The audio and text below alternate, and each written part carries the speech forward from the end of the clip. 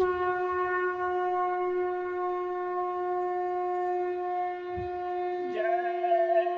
गुरुदेव। जय गुरुदेव। जय गुरुदेव। जय गुरुदेव। तुम नाम जपन क्यों छोड़ दिया? तुम नाम जपन क्यों छोड़ दिया? तुम नाम जपन क्यों छोड़ दिया? तुम नाम जपन क्यों छोड़ दिया? क्रोध न छोड़ा, झूठ न छोड़ा, क्रोध न छोड़ा, झूठ न छोड़ा, सत्य वचन क्यों छोड़ दिया? तुम सत्य वचन क्यों छोड़ दिया? तुम नाम जपन क्यों छोड़ दिया? तुम नाम जपन क्यों छोड़ दिया? झूठे जग में जी ललचाकर, झूठे जग में जी ललचाकर, असल वतन क्यों छोड़ दिया? तुम असल वतन क्यों छोड़ दिया? तुम नाम जपन क्यों छोड़ दिया? तुम नाम जपन क्यों छोड़ दिया? कौड़ी को तो खूब संभाला, कौड़ी को तो खूब संभाला, लाल रतन क्यों छोड़ दिया? तुम लाल रतन क्यों छोड़ दिया? तुम नाम जपन क्यों छोड़ दिया? तुम नाम जपन क्यों छोड़ दिया? जिन सुमिरन से अति सुख पावे, जिन सुमिरन से अति सुख पावे, तिन सुमिरन क्यों छोड़ दिया? तुम तिन सुमिरन क्यों छोड़ दिया? तुम नाम जपन क्यों छोड़ दिया? तुम नाम जपन क्यों छोड़ दिया? खालस एक सत गुरु के भरोसे, खालस एक सत गुरु के भरोसे, तन मन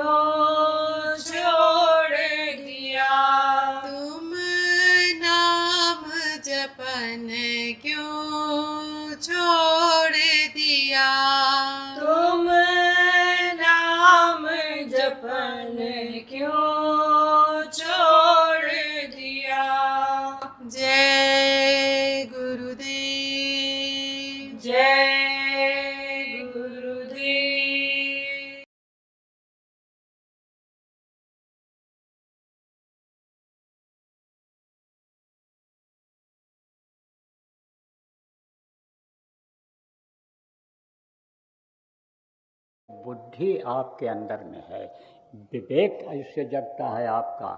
लेकिन अब सवाल यह है कि बंधे तुम गाढ़े बंधन आन, बंधे पड़े हुए हो, कहाँ बंधे पड़े हुए हो इस माया और काल के देश में। अपने आप निकल कर अपनी बुद्धि से नहीं जा सकते हो, निकल ही नहीं सकते हो, क्योंकि जगह जगह पर दरवाजे हैं, वज्र किवाड़ लगे हुए हैं, इनसे आप निकल नहीं सकते हो।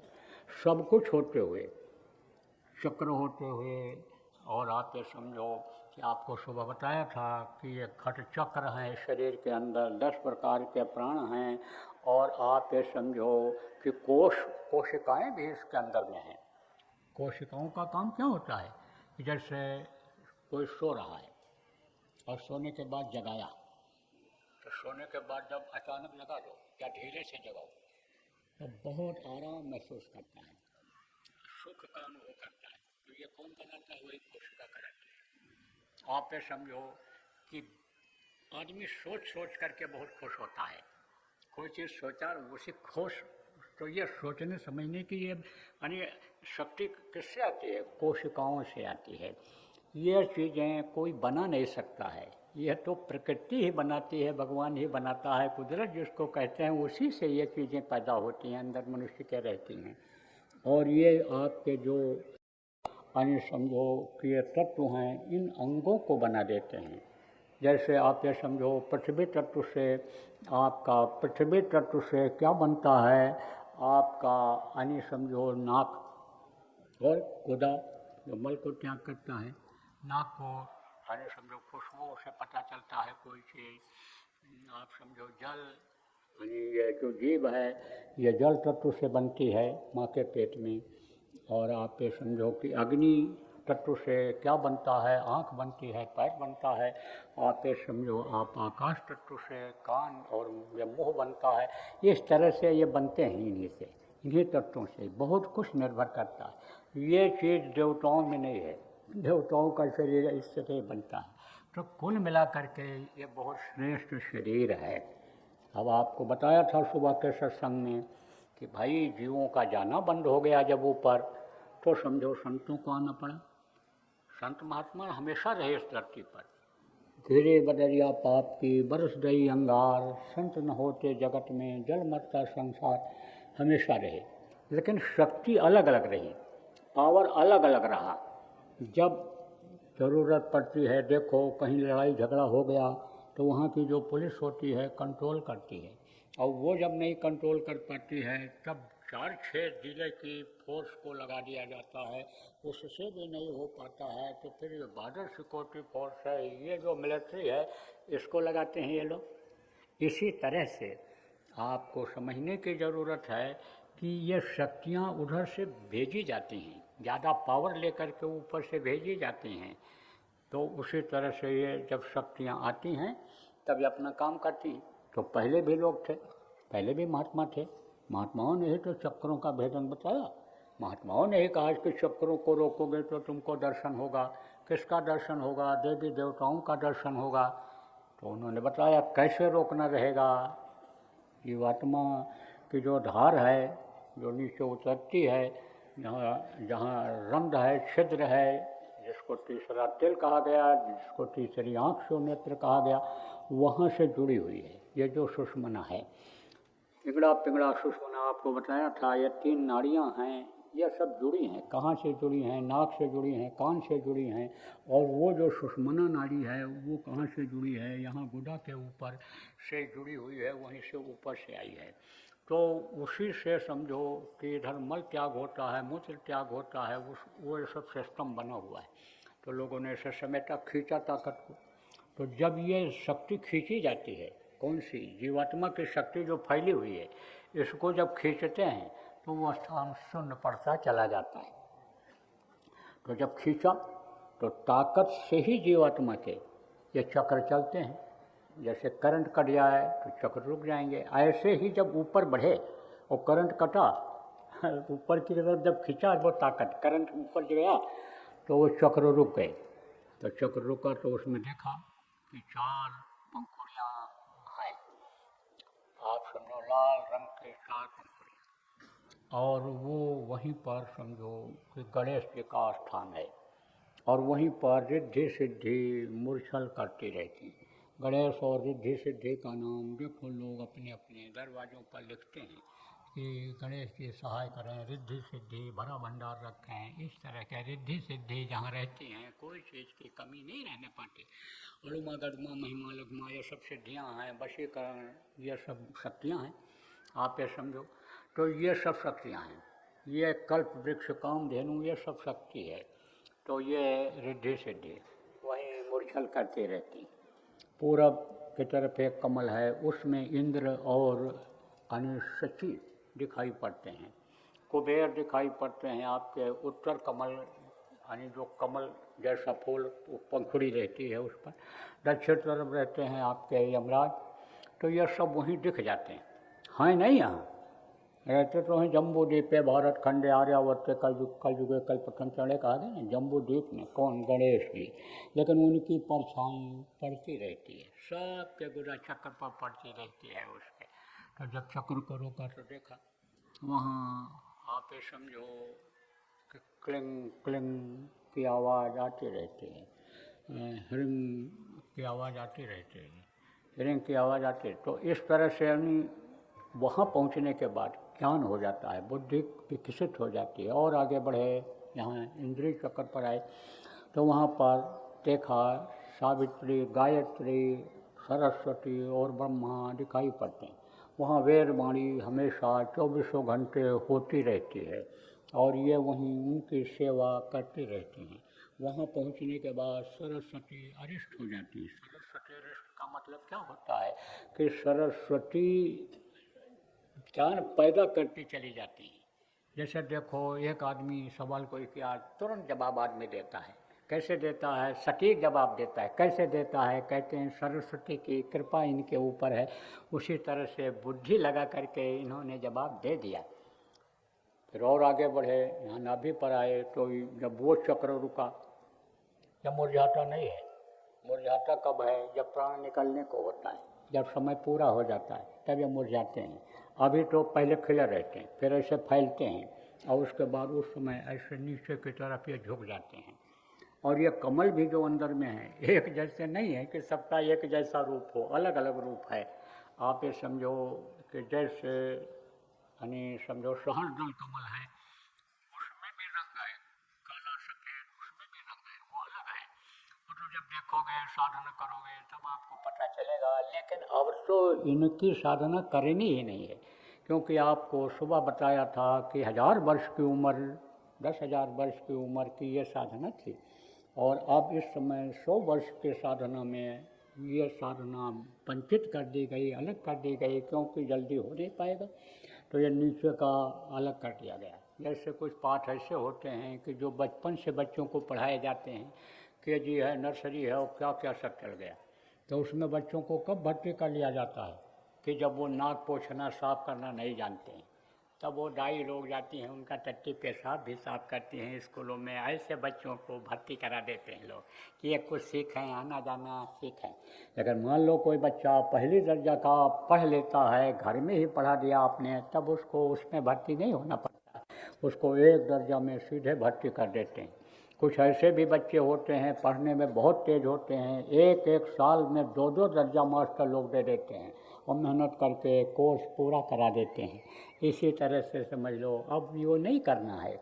लेकिन जब ऊपर आपकी आत्मा जाने लगेगी तो नीचे की जितनी भी चीज़ें हैं ये अपने आप दिखेंगी। नीचे से ऊपर की चीज़ नहीं दिखती है, लेकिन छत पे चले जाओ तो छत के चारों तरफ जो भी चीज़ें होंगी वो दिखाई पड़ेंगी।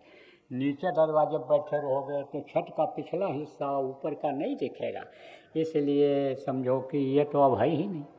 तो पहले लोगों ने देखा कि बैठे हैं विष्णु भगवान, लक्ष्मी जी बैठे हुए हैं, यहाँ पर शिव का स्थान है। यहाँ पर हृदय चक्र को जब रोका लोगों ने तो शिव की परछाई पड़ रही थी, बिल्कुल वैसे ही परछाई जैसे वो हैं वैसे दिखाई पड़ा लोगों को। तो लोगों ने मान लिया कि भाई यही सब कुछ है, यही स्थान सब कुछ है। क्यों? देखो कोई आदमी अभी भीग रहा हो पानी में और उसको कहो कि आ जाओ तुम हमारे यहाँ बैठ जाओ, अब उसका सारा कपड़ा भीग गया है, और बोरा दे दो आप, और बोरा पर बिछा कर बैठ जाए, लेट जाए वो, और उसके बाद बिस्तर लगाओ, तो कहो कि अब बिस्तर पर सो जाओ, कहता नहीं नहीं यही ठीक है, फट से फिर सो जाता है। ऐसे ही उसी को लोगों ने मान लिया कि यही सब कुछ है। आगे का सुख, आगे की जानकारी करने की इच्छा ही नहीं पैदा हुई। कारण क्या रहा? इच्छा पैदा करने वाले, सत्संग सुनाने वाले भी नहीं मिले, तो बेचारे ये फंस गए, जो जहाँ थे वहीं फंस गए, बहुत फंसे पड़े हैं। तो अब आप ये समझो कि उसके आगे फिर ये कंठ चक्र है, यहाँ पर आद्या महाशक्ति जो ब्रह्मा विष्णु महेश की माँ है, ये चक्र जब रुका तो इनका दर्शन किया, और आगे जब बढ़े तो कहाँ पहुँचे? ये जो आपका यानी पिंडी 10वां द्वार जिसको कहा गया, जहाँ पर जड़ और चेतन की गांठ लगा दिया काल और माया ने, कि गांठ ये जल्दी खुले ही नहीं। जड़ किसको कहते हैं? जड़ कहते हैं जो एक जगह से दूसरी जगह ना आ जा पावे। तो जब आदमी सो जाता है तो जड़ हो जाता है, क्योंकि आत्मा उसमें नहीं रहती है। तो सोया हुआ आदमी ऐसे चलता नहीं है कि अपने आप चला जाए। ऐसे ये शरीर को चेतन कौन करता है? आत्मा चेतन करती है, उसी से ये शरीर चलता है। तो ये शरीर और ऊपर चेतन लोग और चेतन जीवात्मा की ये गांठ बन गई वहाँ पर, ऐसे ये गांठ बन गई। अब इसके आगे ये जीवात्मा जा नहीं सकती है, बगैर संभाल करने वाले समर्थ गुरु, वक्त के गुरु के बगैर आगे बढ़ नहीं सकती है। और गुरु भी मिल गए, युक्ति भी बता दिया, उपाय भी बता दिया, तो भी जीव फंसता है। क्यों? क्योंकि काल भगवान जिनको कहा गया, उन्होंने अपनी देवी आद्या महाशक्ति जिनको कहा गया, उनसे कह रखा कि जाने न पावें, ऊपर जाने न पावें, अपने घर अपने वतन मालिक के पास ये पहुँचने न पावें। इसलिए उन्होंने जगह जगह पर फंसने का इंतजाम कर दिया। जैसे ही ये ऊपर निकलती है तो रिद्धि सिद्धि प्रेरणा वो भाई, बुद्धि लोभ दिखावें आई, ये रिद्धि सिद्धि तुरंत आ जाती हैं, रिद्धि सिद्धि तुरंत आ जाती हैं। ये धन ले लो, रुपया ले लो, ये पैसा ले लो, या मान सम्मान इज्जत ले लो, और तुम लौट जाओ, आगे न जाओ। लेकिन जो गुरु के वचन को याद रखते हैं कि छोटी चीज़ों में फंसोगे तो बड़ी चीज़ तुमको नहीं मिल पाएगी, इसलिए हमेशा बड़ी की इच्छा रखो, बड़ी चीज़ तुम्हारे पास रहेगी तो हर जगह काम आएगी। छोटी चीज़ तो छोटी होती है, छोटी जगहों पर ही काम आएगा। जैसे भारत का नोट है, रुपया है, भारत में ही चलता है, लेकिन सोना हीरा लेकर के आप किसी भी देश में चले जाओ तो बड़े आदमी रहोगे, खाने रहने की कोई दिक्कत नहीं रहेगी। ऐसे ही बड़ी चीज़ अगर मिल जाए तो ये छोटी चीज़ें अपने आप आ जाती हैं। अनिच्छता वे बरियाई, बगैर इच्छा के आ जाती हैं। जिम सरिता सागर माँ जाही, यद्यपता है कामना नाही, तिब सुख संपत्ति भी नहीं बुलाए, धर्मशील पह जाए सो भाई, अपने आप ये चीज़ें आने लगती। तो बड़ी चीज़ पाने के लिए फिर गुरु की मदद की ज़रूरत होती है। तो गुरु जब आते हैं तो वो सब हट जाते हैं विघ्न डालने वाले। आप ये समझो गुरु मदद भी करते हैं। आप समझो कि सुनना है, 10 सुनना है। देखो पुराने लोग हो, आप समझो, नए लोग तो बेचारे अभी नहीं जान पाएंगे, लेकिन पुराने लोग आप समझो 10 सुनने हैं। काम, क्रोध, लोभ, मोह, अहंकार, और शील, क्षमा, संतोष, विरह, विवेक। काम की वासना इतनी तेज जगती है कि पागल हो जाता है साधक, और बस उसको तो बस काम ही काम, काम ही काम। उसको तो किसी भी तरह से उसकी इच्छा पूरी होनी चाहिए, चाहे स्त्री साधक हो चाहे पुरुष साधक हो, सब कामातुर हो जाते हैं, पागल हो जाते हैं। लेकिन गुरु बचाते हैं। इतिहास बता रहा है कि भक्तों को भगवान ने बचाया है। नारद जब कामातुर हुए, लक्ष्मी का हाथ देखे और बोले कि ये तो त्रिलोकी नाथ का पत्नी बनेगी। तब सोचे हम ही से ब्याह क्यों न हो जाए इसका, हम ही क्यों न इसका ब्याह कर लें। और जब वो स्वयंवर हुआ तो उसके लिए इन्होंने क्या मांग लिया? मम रूप। मम माने विष्णु का रूप मांगा विष्णु से कि आप हमको रूप दे दीजिए। आप उन्होंने कहा भाई को अस जगत विमल बैरागा, नारी नयन सर काहे न जागा लागा। हानि समझो कि ये तो फंस जाएगा औरत के चक्कर में, लक्ष्मी के चक्कर में हमारा भगत फंस जाएगा। और इससे तो हमको अभी काम लेना है, मृत्युलोक में इसको भेज करके अपने जीवों को जगाना है, काम कराना है। तो बंदर का मुंह बना दिया था, बंदर का। अब आप समझो, जो सुनते रहते हो कथा, जो धार्मिक लोग हो, आपको मालूम है, बताया भी गया है कि सब चीज़ कहाँ एक बार में बताया जा सकता है एक सत्संग में। तो काम की वासना जब जगती है तो गुरु क्या करते हैं, शील के शून्य में प्रवेश कर दे। क्रोध जब आता है तो क्षमा के शून्य में प्रवेश कर देते हैं, और फिर उससे वो निकल जाती है। कदम कदम पर प्रेमियों गुरु की ज़रूरत पड़ती है। और जब समझो कि गुरु की दया हो जाती है तो यही धीरे धीरे सीढ़ी सीढ़ी सीढ़ी सीढ़ी ऊपर पहुंच जाती है। कहाँ पहुंच जाती है? अपने घर, अपने वतन, अपने मालिक के पास पहुंच जाती है। तो गुरु कहते हैं ना कि हे पकड़ो बाँह हमार। आप उंगली पकड़ते हो तो माया के बाजार में, धन के, प्रतिष्ठा के लोभ में, दुनिया की चीज़ों के, पुत्र परिवार, औरत पति के मोह में फंस जाते हो, उंगली छोड़ देते हो। यहाँ तो खूब सुनते हो और समझते भी हो, लेकिन जब यहाँ से जाओगे तो वही नमक तेल लकड़ी वही दिखाई पड़ेगा, वही हमारे भैया, वही हमारी बहनी, वही हमारी पत्नी, वही हमारे पति देव, वही सब दिखाई पड़ेंगे, वही हितमित्र रिश्तेदार दिखाई पड़ेंगे। आप गुरु को भूल जाओगे, प्रभु को भूल जाओगे। लेकिन जब वो हाथ पकड़ते हैं तब नहीं छोड़ते हैं। पकड़ के ले आए ना गुरु महाराज यहाँ आपको, हाँ, नहीं निकलने वाले थे। बहुत से लोग घर में बैठ कर के यही सोचने लगे, ठंडी हो रही है, ठंडी में कहाँ जाएंगे, कहाँ रहेंगे, कहाँ रुकेंगे। लेकिन आप लोगों के ऊपर दया हुई और आप खींच करके यहाँ पर आ गए। ऐसे ही जो हाथ गुरु का पकड़ लेते हैं उनको गुरु खींच लेते हैं, छोड़ते नहीं। क्यों? क्योंकि इसीलिए भेजे जाते हैं कि हम आए वही देश से जहाँ तुम्हारो धाम, और तुमको घर पहुँचाओ ना। एक हमारो काम, एक लक्ष्य, एक उद्देश्य कि हम तुमको तुम्हारे घर पहुँचा दें। इसीलिए आते हैं। गुरु महाराज देखो कितने लोगों को नामदान दिए, और नामदान ही नहीं दिए, उनके कर्मों को कटवाए, सेवा करवा करके। आप क्या सेवा करोगे? अब तो सेवा रही नहीं गई, क्योंकि बहुत संख्या हो गई आपकी। गुरु महाराज के समय में बहुत कम लोग थे। आप ये समझो हम लोगों ने कम सेवा किया। ये जो गांठें अब भी पड़ी हुई हैं, यह सब फावड़ा चलाने में, खेती का काम करने में, झाड़ू लगाने में, लैट्रिन पेशाब साफ करने में, ये सब समझो कि ये गांठें और ये शरीर के अंग लगे हैं तो बड़ी सेवा होती। तो सेवा करवा करके कर्मों को कटवाते थे, और सेवा करवा करके कर्मों को इकट्ठा करते थे कि वो दूसरों के काम आ जाए। पहले के समय में आदमी को मालूम हो जाता था कि हमारे पास पाप कर्म कितने हैं और पुण्य कितना है। तो पाप तो अमूमन लोग करते ही नहीं थे। आज की तरह से पापी अंग लोगों का नहीं था, तो पाप कम करते थे, नहीं करते थे, हो जाता वो बात अलग थी। लेकिन पुण्य इतना इकट्ठा हो जाता था कि उसी से वो कट जाता था। देखो कैसा नियम बना दिया था गृहस्थ का। जैसे झाड़ू लगाते हैं, पोछा लगाते हैं, कीड़े मकोड़े आप समझो नहीं देख पाता है आदमी तो उसमें मर जाते हैं।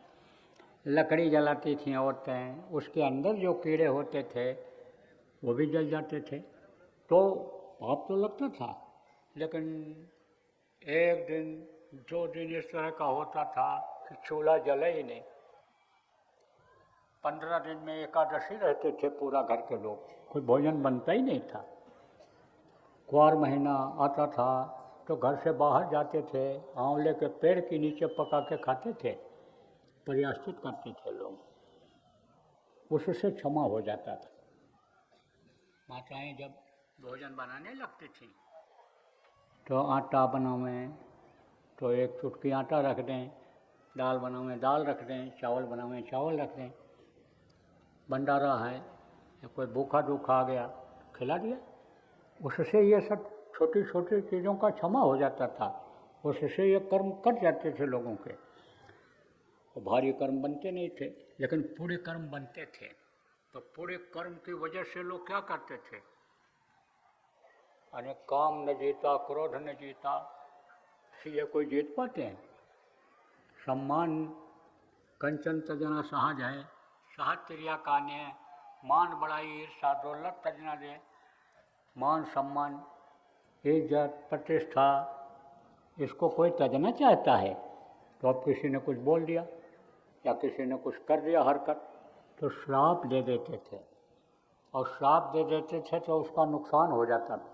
वो जो अच्छे कर्म होते थे वो उसमें चले जाते थे, और बोलने वाले करने वाले को पता नहीं चलता था कि कितने हमारे कर्म खत्म हो जाएंगे।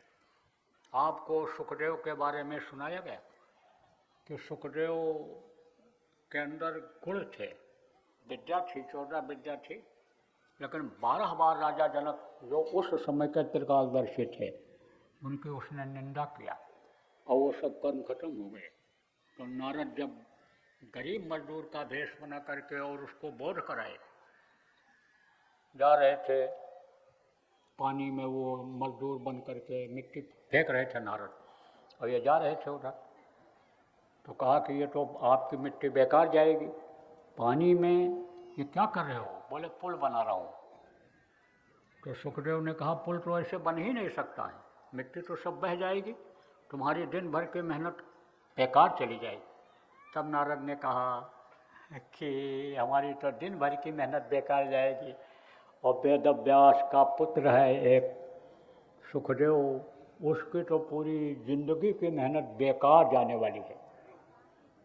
तो आप ये कहे हैं चैतन्य हो गए, क्योंकि सुखदेव यही थे। बोले कैसे सुखदेव की मेहनत बेकार जाएगी? बोले राजा जनक जो इस समय के वक्त गुरु हैं, त्रिकालदर्शी हैं, उनकी निंदा 12 बार तो कर चुका, 2 बार और करेगा तो सब खत्म हो जाएगा। तो ऐसे पता नहीं चलता है कि किसने किसको क्या कह देने में, क्या कर देने में कितने कर्म चले जाएंगे, पता ही नहीं चलता। तो ये आए आपके 10 गुरु जो पंजाब में हुए, उसमें अर्जुन साहिब एक गुरु हुए थे, 5वें बादशाहियत के गुरु हुए हैं। उन्होंने जो है उस पर रोक लगा दिया और अंतर में उसको जमा कराने लग गए, तो पता ही नहीं है कितना अच्छा है कितना क्या है किसको, तो उस पर लग गया ब्रेक। तो आपको मैं बता रहा था प्रेमियों कि यह जो कर्म हैं ये कटते हैं जब, तब आगे बढ़ता है आदमी, लेकिन कर्म काटना जो जानता है वही कर्म काट सकता है। तो कटता कैसे है? मोटे बंधन जगत के गुरु भक्ति से काट, और जीने बंधन चित्त के कटे नाम पड़ता। जब गुरु भक्ति की जाती है तो ये दोनों बंधन कट जाते हैं, झीने बंधन और मोटे बंधन। मोटे बंधन ये जगत के बंधन हैं, ये पुत्र परिवार धन दौलत गाय बैल भैंस घोड़ा गधा जो भी आदमी पाल करके रखता है, ये मोटा बंधन है। और झीना बंधन कौन है? ये शरीर, स्थूल शरीर है, इसके अंदर में लिंग शरीर है, फिर सूक्ष्म शरीर है, फिर कारण शरीर है। इस 4 शरीर के अंदर ये जीवात्मा बंध है। तो ये जब सभी बंधन कटेंगे तब ये अविचल देश की तरफ आगे बढ़ेगी। तो गुरु इन चारों बंधनों को काटते हैं। तो बाहर के बंधन ये मोटे बंधन जगत के गुरु भक्ति से कटते हैं, ये शरीर का बंधन शरीर की सेवा करने से कटते हैं। और झीना बंधन चित्त का कटे नाम प्रताप, नाम दे देते हैं, किस नाम की कमाई करो, नाम का जाप करो, नाम से उस प्रभु को पुकारो तो तुम्हारे बंधन कट जाएंगे, बंधन मुक्त हो जाओगे।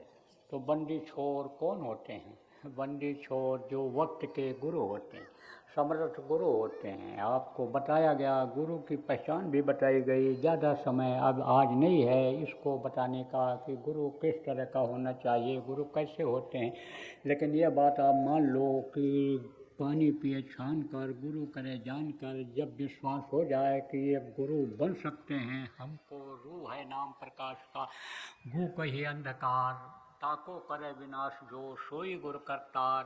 रू माने होता है अंधेरा, गु रू है नाम प्रकाश का, रू माने प्रकाश और गु माने अंधकार। तो जो अंधकार से प्रकाश की ओर हमको ले जा सकता है, जब ये विश्वास हो जाए तब उसको गुरु बना लेना चाहिए। और भक्ति कर तो गुरु की करना। अब भक्ति कैसे होती है भाई? भक्ति कहते हैं हमारा पक्का भगत है।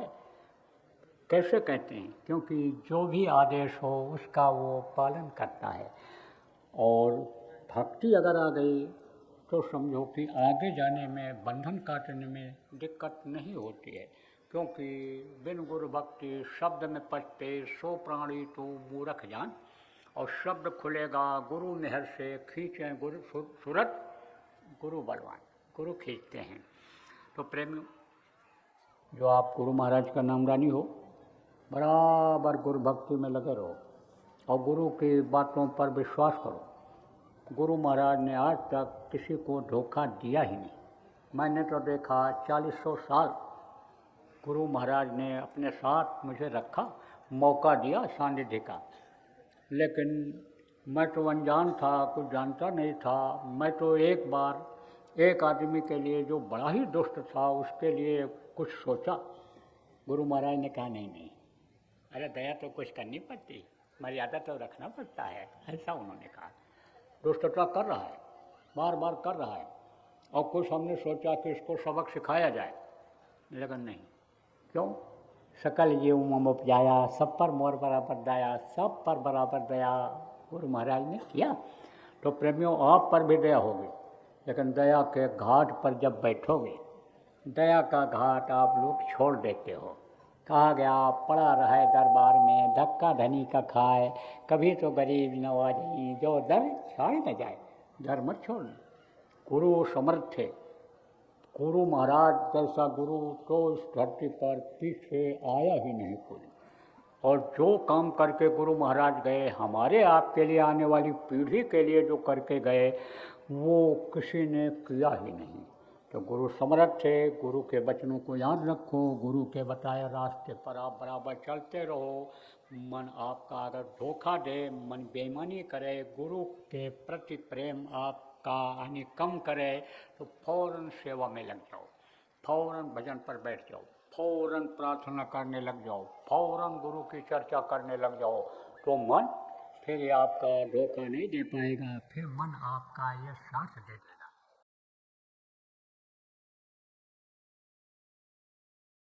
गुरु महाराज ने गुलाबी पगड़ी बंधवाई थी, और पगड़ी को कहा था कि इसको संभाल करके रखना, यह गुलाबी कपड़ा है, और यह भी कहा था कि आगे काम आएगा।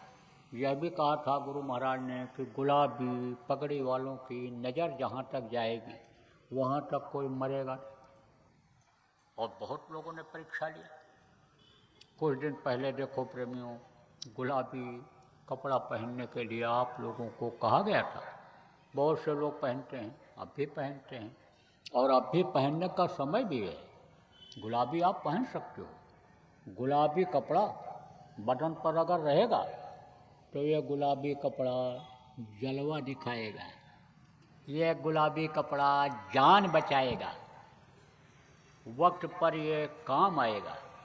यह गुलाबी को भी आप समझते नहीं, लेकिन गुलाबी कपड़ा कोशिश ये करो कि कमर से ऊपर की तरफ ये रहे, और गुलाबी चीज़ों का इस्तेमाल ऐसी जगहों पर करो कि जो सम्मानित जगह हो। जय गुरुदेव। सरकारी व गैर सरकारी अनुदान के लिए बिना सत्संगियों के सहयोग द्वारा जनहित के कार्यों में लगी हुई बाबा जय गुरुदेव धर्म विकास संस्था का मुख्यालय पिंगलेश्वर रेलवे स्टेशन के सामने मक्सी रोड, उज्जैन, मध्य प्रदेश में है। यहाँ पर सत्संग व नामदान का कार्यक्रम होता रहता है। अतः आप श्रोताओं से अनुरोध है कि बाबा उमाकांत जी महाराज के आश्रम उज्जैन एक बार परिवार सहित जरूर पधारिएगा। जय गुरुदेव। आपके सुझाव के लिए व्हाट्सएप नंबर 9575600700। जय गुरुदेव। जय गुरुदेव।